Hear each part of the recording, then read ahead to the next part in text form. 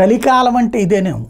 ఇంత నిస్సిగ్గుగా, నిర్మోహమాటంగా, నిర్భయంగా జరిగిపోతున్నటువంటి ఫిరాయింపులు అన్నటువంటి.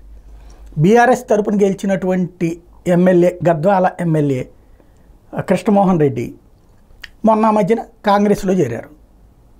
ఏంటంటే రాష్ట్ర ప్రయోజనాల కోసం. మళ్ళీ 4 రోజులు పోయాక మరి ఈయనేం అడిగితే వాళ్ళు ఏమి ఇవ్వలేదో తెలియదు. మళ్ళీ వెనక్కి వచ్చేసి అర్జెంటుగా కేటీఆర్ని కలిశారు. ఏమనుకున్నారేమో బీఆర్ఎస్లో చేరానని చెప్పారు. మళ్ళీ నిన్న జూపల్లి కృష్ణారావు వెళ్ళారు, కలిశారు. ఆయనకి ఏం చెప్పారో తెలియదు, ఏమి హామీ ఇచ్చారో తెలియదు, ఏమి ఇస్తానన్నారో తెలియదు. మళ్ళీ ఆయన వాళ్ళ రేవంత్ రెడ్డిని కలిశారు. అంటే వరుసగా వెళ్తున్నటువంటి బీఆర్ఎస్ ఎమ్మెల్యేలకి చెక్ పెట్టి తద్వారా కోర్టులో కేసు వేసి 2/3 కాకుండా ఎట్లా ఉంటుంది, ఎట్లా తీసుకుంటారని చెప్పి కోర్టు ద్వారా అడ్డుకోవాలని చూస్తుంది బీఆర్ఎస్. ఈలోపుగా వెళ్ళే ఎమ్మెల్యేలు ఇంకా వెళ్ళబోతున్న వాళ్ళని కట్టడి చేయడం కోసమని కృష్ణమోహన్తో గేమ్ వేసారు కేటీఆర్. అది రేవంత్కి చెక్ పెట్టడానికి వాడిన అస్త్రం.